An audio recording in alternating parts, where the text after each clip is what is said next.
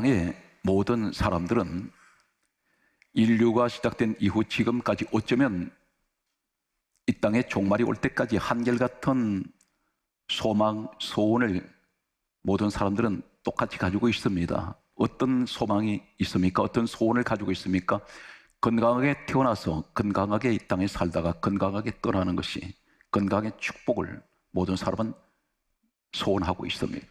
그리고 이 땅에서 사는 동안에 경제적으로 어려움이 없고 늘 풍성하게 남들을 도와주며 항상 남에게 꾸임받지 않는 이러한 물질의 풍요함을 가지기를 소원합니다. 그리고 슬아의 자녀들, 평생 이 아이들을 바라볼 때마다 흐뭇하고 늘 행복해하는 이런 부모가 되기를 한결같이 소원하고 있습니다. 그리고 또 한 가지는 이 땅에서 상처 없이 살아가기를 원합니다. 하나님께서 총체적으로 하시는 말씀이 있습니다. 에덴 동산에서 사람을 6일째 날 지으시고 가장 먼저 선포하신 말씀이 바로 창세기 1장 28절에 하시는 복을 주어 가라사대 생육하고 번성하고 충만하고 정복하고 다스리라.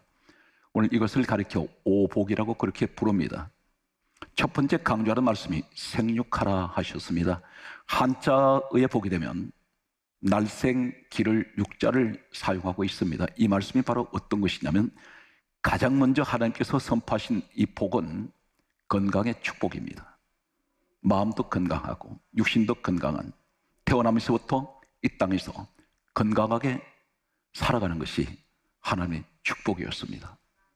그리고 번성하라 하셨습니다. 끝없이 5대양 6대주 전 세계를 향해서 뻗어나가는 자손의 가문의 축복이 있을 것입니다. 그리고 경영하시는 모든 일들이 번성해야 합니다. 세 번째 충만은 외적인 것이 아닌 내적인 것입니다. 예를 들면 환경이 충만하다, 말이 어휘가 맞지 않습니다. 내 마음속에 행복이 충만하고 기쁨이 충만하고 그리고 감사가 충만하며 늘 은혜가 충만한, 오늘 이 내적인 축복을 말씀하고 있습니다. 그리고 정복하라 하셨습니다. 우리 일상생활에서 우리는 정복하지 못하고 있습니다. 가난을 정복하지 못하고 있습니다. 질병도 정복하지 못하고 있습니다. 내가 오히려 질병의 노예가 되어 있습니다. 돈의 노예가 되어 있습니다. 내가 다스리질 못하고 있습니다. 정복하지 못하고 있습니다. 분명 하나님의 복은 세상을 정복하고 모든 것을 지배하라 하셨는데 오히려 거꾸로 가는 인생이 되어서 늘 환경에 끌려다니고 있습니다. 그런데 총체적인 이 5가지를 말씀하시면서 가장 먼저 하신 말씀이 복이라는 말씀을 사용하고 있습니다. 우리는 흔히들 이 복하면 한글에 나타난 이 복에 더 이상의 어떤 의미를 찾을 수가 없습니다. 참고로 말씀드리면 구약 성경은 원문이 히브리어로 되어 있습니다. 그리고 신약 성경은 헬라어로 원문이 기록되었습니다. 가장 정확하게 우리가 볼 수 있는 것은 원문을 보아야 합니다.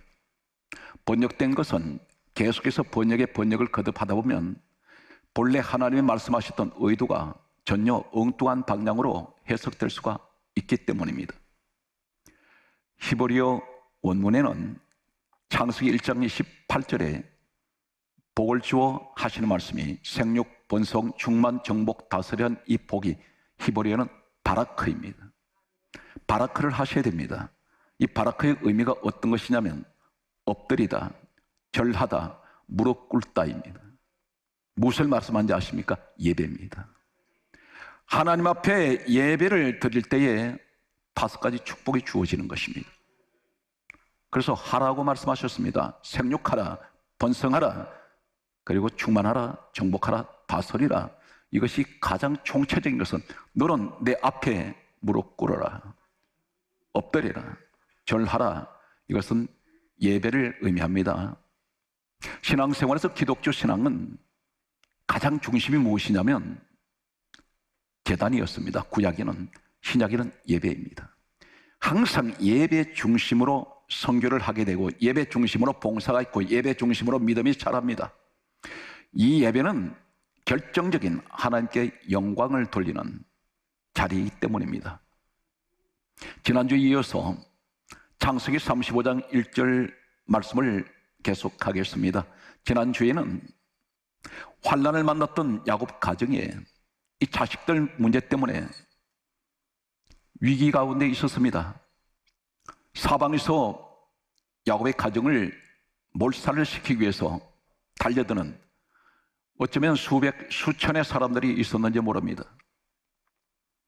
이 아들들의 잘못으로 인해서 야곱의 가정에는 일생일대에 가장 큰 위기를 만났습니다. 우리 지금까지 살아오신 동안에 어떤 위기를 만나셨습니까? 오늘 그 문제가 해결받는 시간입니다. 하나님께서 어찌할 바를 모르고 있는 야곱에게 도망갈 수도 없었습니다. 사방에서 모여들었습니다. 이때에 하나님 음성이 들려왔습니다. 이 말씀이 창세기 35장 1절에 야곱아 일어나 베델로 올라가서, 지난주에는 베델과 올라가서 이 히브리어 원어의 의미를 우리는 살펴보았습니다. 오늘은 거기에서 하나님께, 누구에게? 하나님께 제단을 쌓으라. 쌓으라는 이 의미 하나를 오늘 여러분에게 소개합니다. 제단 쌓으라는 말은 예배를 드리라는 자리입니다. 이해가 되지 않습니다. 현실적으로 얘기를 하면 지금 야곱은 풍전등화와 같습니다. 자칫하면 가정이 지금 완전히 몰살을 당하게 생긴 이런 급박한 환경이 있는데, 지금 우리로 얘기한다면 지금 내 가정에 발등이 불이 떠져서 지금 비상사태입니다. 어찌할 바를 모르고 있는데 하나님께서 하시는 말씀이, 베델은 하나님의 집입니다. 너 하나님 집에 와서, 오늘날 교회로 와서 예배 드리라. 이 상황이 전혀 맞지 않는 말씀을 하고 있습니다. 왜 그럴까요? 하나님께서 이렇게 말씀합니다. 너 생각이 다르고 내 생각이 다르다, 그렇게 말씀하셨습니다. 야곱이 만난 이 문제는 야곱 너 자신이 해결할 수 있는 문제가 아니라는 것입니다. 야곱은 하나님의 말씀을 듣고 베델로 올라가게 됩니다. 올라가는 도중에 성경 말씀은 이렇게 기록하고 있습니다. 창세기 35장 5절 말씀에 보게 되면 여호와께서 사면고를 크게 두려워하게 하신 거로 야곱 아들들을 추격하는 자가 없었더라, 이렇게 말씀합니다. 아들들입니다. 자식들한테 쫓아오는 문제가 없습니다. 야곱 아버지가 가족들을 이끌고 베델로 갔습니다. 오늘 이 사건은 뭘 말씀합니까? 야곱 일행을 누구 한 사람도 털 것만큼도 해칠 수가 없고 건드릴 수가 없고 가까이 올 수가 없습니다. 누가 막습니까? 하나님께서 막습니다. 어떻게 막습니까? 사면 고을은 동서남북을 다 막아내버립니다. 이 자식들한테 환난이 오지 않는다는 것입니다. 부모님의 철저한 예배 신앙이 될 때에 하나님은 이 자식들을 책임지십니다. 그것이 바로 창세기 35장 1절에 말씀하고 있는 내용입니다. 여기에서 제단을 쌓으라는 이 쌓으라, 이 히브리어 원어는 두 가지 원어를 가지고 있습니다. 아사라는 원어와 그리고 와아세라는 와아세, 이러한 히브리어 원어를 사용하고 있습니다. 어떤 의미를 가지고 있을까요? 이 속에는 원어 속에 감춰져 있는 똑같은 아사와 와아세라는 같은 단어가 성경 곳곳의 구약에 마치 보석처럼 박혀있는 내용들이 있습니다. 제단을 쌓을 때 예배를 드리는 오늘 이 현장에 이 축복이 주어진다는 것입니다. 영상 예배를 드리고 있고 현장 예배를 드리는 사랑하는 성도 여러분, 가장 중요한 기독교 신앙의 본질이 회복되는 것은 예배입니다. 예배 중심으로 모든 것이 이루어진다는 사실을 우리는 기억해야 합니다. 아무리 봉사가 중요하고 아무리 다른 일이 다 중요하다 할지라도 성경의 모든 교회 기능은 가장 중심에 예배가 있습니다. 이 예배가 무너질 때, 오늘 말씀을 들으실 때 어떤 결과가 나타날까요? 총체적으로 말씀을 여러분께 소개합니다. 창세기 35장 1절에 베델로 올라가서 거기서 하나님께 제단을 쌓아라, 쌓아라 아사와 와아세라는 이 의미는, 첫 번째는 창세기 29장 22절 말씀 보게 되면 잔치하고 이 의미를 가지고 있습니다. 잔치하고, 여기 하고라는 이 말씀이 아사와 아세입니다. 같은 제단을 쌓으라는 동일한 같은 히브리어 단어가 똑같이 사용되고 있는 의미를 가지고 있습니다. 잔치를 한다 했습니다. 제단을 쌓는데 무슨 잔치가 있습니까? 이 제단에는 무엇이 있나요?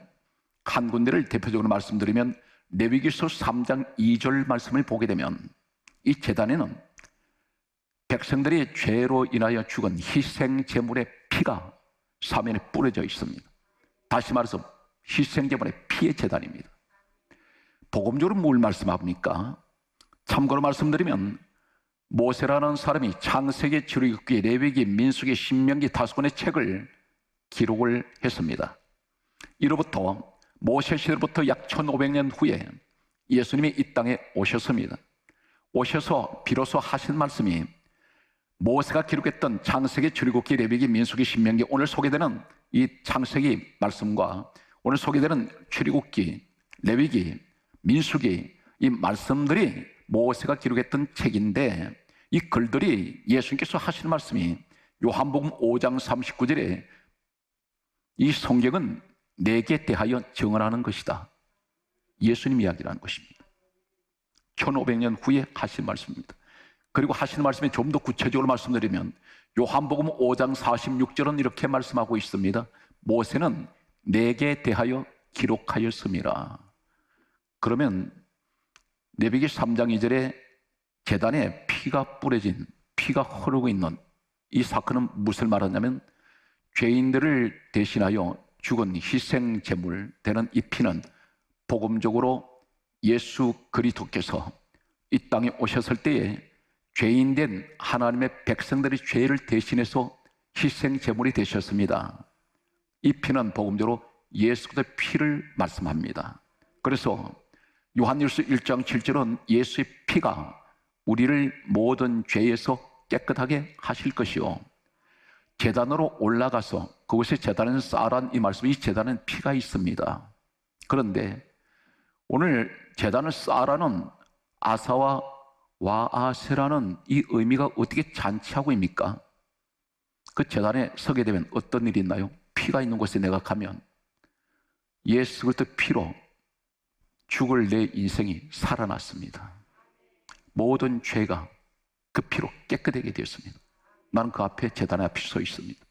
이곳은 분명 지옥 갈 인생이 천국 가게 되었고 죽을 인생이 살아났고 영생의 복을 받은 이 축복이 그게 잔치라는 것입니다. 이것이 바로 제단의 축복입니다. 두 번째, 창세기 41장 47절에 성경은 이렇게 강조합니다. 풍년이 들었습니다. 토지 소출이 심히 많은지라. 여기 소출이란 말이 바로 창세기 35장 1절에 제단을 쌓으라는 아사와 아세와 동일한 같은 히브리어 단어를 사용하고 있는 창세기 41장 47절에 오늘 성경이 말씀하시는 그 내용이 소출과 같은 언어를 사용하고 있습니다. 풍년이 옵니다. 내 인생에 풍년이 옵니다. 그리고 토지, 이 땅에서 수많은 심히 많다 했습니다. 계산할 수가 없을 만큼. 그래서 바로 그 말씀이 창세기 1장 28절에 바라크의 축복이라는 것입니다. 예배를 드리는 자, 하나님 앞에 무릎 꿇고 하나님 앞에 절하며 하나님 앞에 엎드리는 이 예배 자리에 있는 사람에게는 생육과 번성과 충만과 정복과 다스림의 복이 주어진다는 것입니다. 이것이 예배의 축복입니다. 계속해서 소개합니다. 신명기 15장 1절 말씀을 보면 면제하라 이렇게 말씀합니다. 이 하라는 이 말씀이 바로 창세기 35장 1절에 제단을 쌓아라, 히브리 원문의 아사와 와아세, 이 쌓아라는 의미와 동일한 면제하라, 이 하라가 아사와 와아세입니다. 면제한다 있습니다. 탕감이 되어버립니다. 모든 빚진 것이 없어져 버립니다. 신명기 15장 1절에 면제하라는 이 말씀 내용이 2절 3절 이하로 계속 내려가는 내용을 보게 되면 빚을 졌는데 그 채무자한테 모든 것이 면제되어 버린다는 것입니다.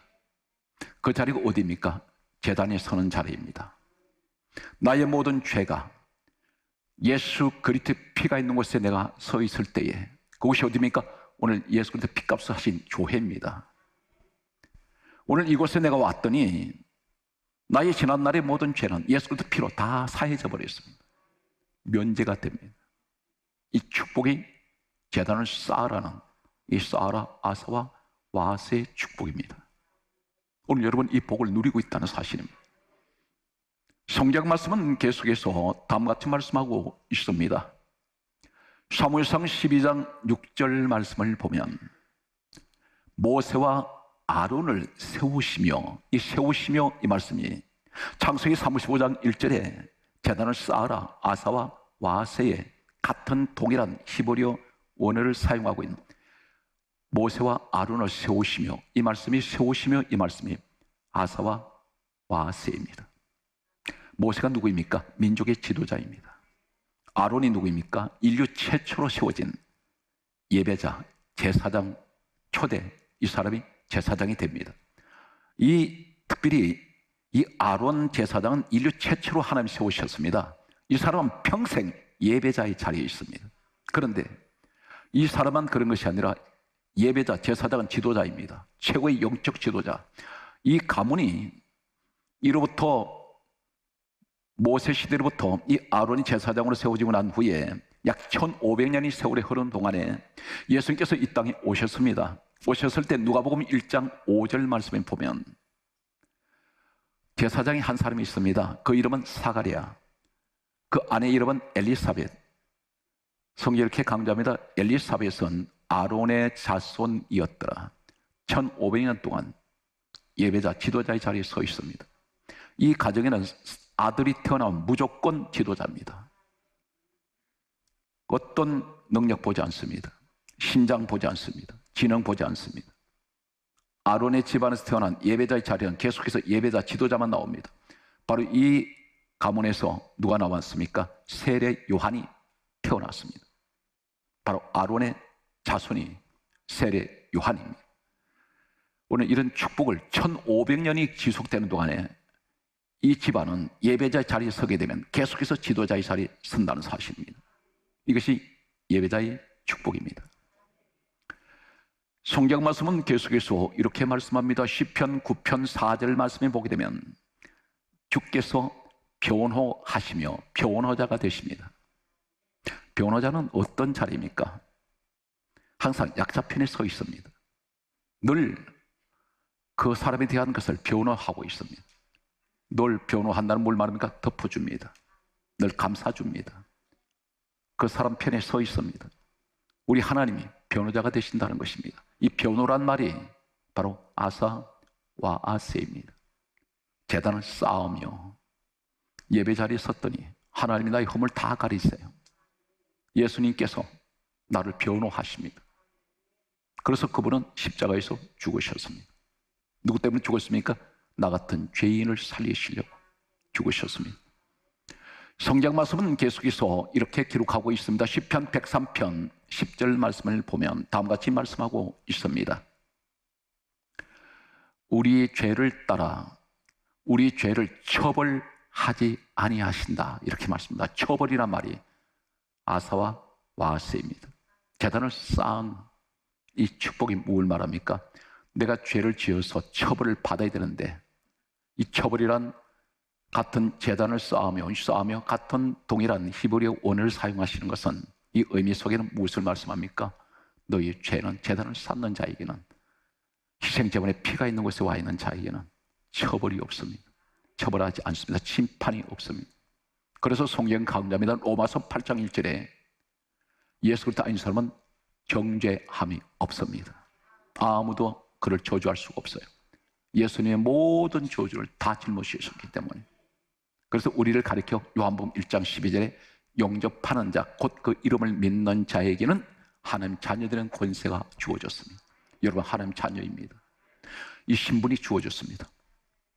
성경 말씀은 계속해서 다음 같은 말씀을 하고 있습니다. 전도서 11장 5절 말씀에 보게 되면 만사를 성취하시는 하나님, 이 성취란 말이 오늘 창세기 35장 1절에 제단을 쌓으며 아사와 와세.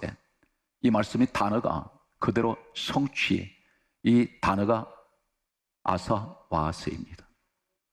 하나님이 성취하게 하십니다. 꿈을 가지고 계십니까? 그 꿈을 이루시기 원하십니까? 내가 노력을 합니다. 그런데 노력하는데 나에게는 한계가 있습니다. 그 한계점을 뛰어넘어가는 분이 누구세요? 우리 하나님이세요. 그래서 성경이 이렇게 말씀합니다. 믿는 자에게는 능치 못할이 없으며. 누가 해주세요? 우리 하나님. 내 만사를 성취하게 하신 하나님. 내 꿈이 이루어지는 것은 우리 주님이 나와 함께 하실 때 그 꿈은 이루어집니다. 어디에 서야 됩니까? 제단에 서십시오.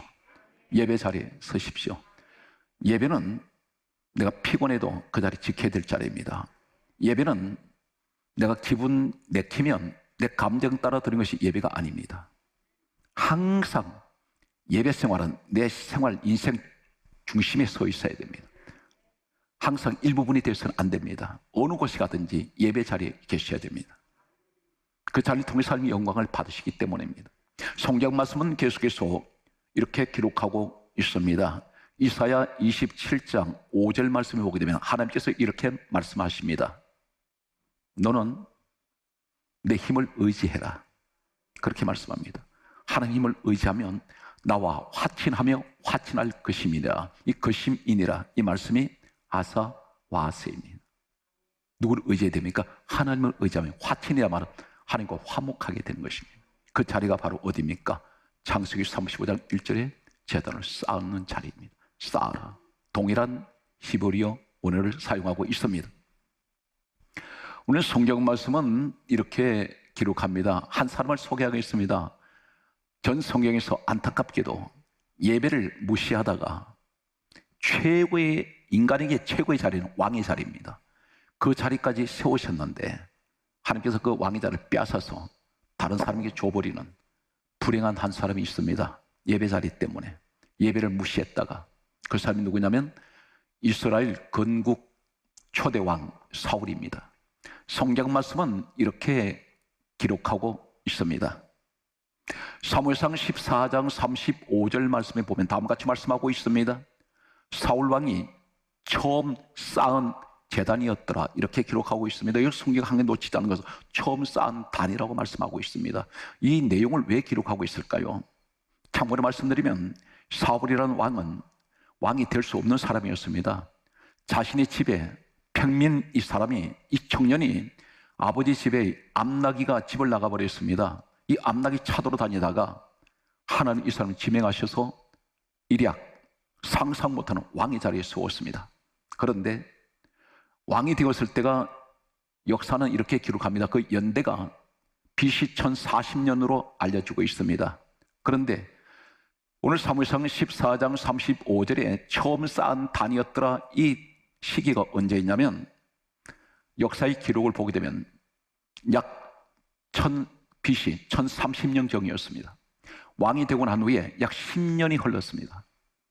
10년 동안에 하나님 앞에 단을 한 번도 안 쌓았다는 것입니다. 그래서 성경은 처음 쌓은 단이었더라. 이렇게 기록하고 있습니다. 이 사람이 왜 이렇게 했습니까? 하나님께서 엄청난 상상 못하는 이 축복을 부어주셨을 때 교만해져 버렸습니다. 예배를 무시합니다. 왕이기 때문에 눈에 보이는 것이 없습니다. 여러분 참 조심하셔야 됩니다. 뭘 조심해야 되냐면 잘 될 때 조심하십시오. 그래서 바울은 늘 자신을 고백합니다. 나는 내 몸을 쳐서 나는 복종케 합니다. 여러분 잘 될 때 너무 교만해지고 자신만만하게 하다가는 예배를 무시해버립니다. 어려울 때는 그렇게 예배 잘 드리는 사람이 무엇이 잘 될 때 예배를 무시하고 몸이 아플 때 하나님을 매달리는 사람이 건강이 회복될 때 점점점 하나님께 멀어질 때 하나님께서는 지켜보십니다. 몇 년을 이 사울 왕이 지켜보시냐면 10년을 지켜보셨습니다. 이 사람이 예배를 무시했을 때 사무엘상 14장 35절에 하나님께 처음 산 단이었더라. 이때 이 사람은 자신에게 긴급한 일이 찾아왔습니다. 위급합니다. 너무 위급하니까 하나님께 예배를 드렸습니다. 우리 가운데 그렇습니다. 문제 생기면 하나님 앞에 매달리는 사람들이 있습니다. 평소에는 매달리지 않다가. 그런데 이때 하나님 앞에 기도를 합니다. 성경 강조합니다. 사무엘상 14장 37절에 하나님이 대답지 아니하시는지라. 응답이 없습니다. 여기서 순서가 무엇입니까? 예배를 무시할 때 기도는 응답이 안 됩니다. 그 동일한 사건이 시대는 다릅니다. 사람도 다릅니다. 열왕상 18장 30절에 보게 되면 엘리야가 3년 6개월 동안 비가 내리지 않던 이스라엘 민족에 비를 내릴 때 무조건 기도했습니까? 아닙니다. 우린 기도만 생각하는데 그렇지가 않고 성경이 이렇게 강조합니다. 너희는 내게로 가까이 오라. 무너진 여호와의 단을 수축하라.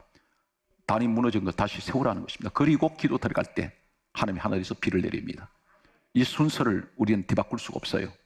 하나님 앞에 예배가 없는 기도는 응답하지 않습니다. 반드시 전제가 예배가 있고 그리고 그 자리에서 기도할 때에 하나님께서 응답을 하셨습니다.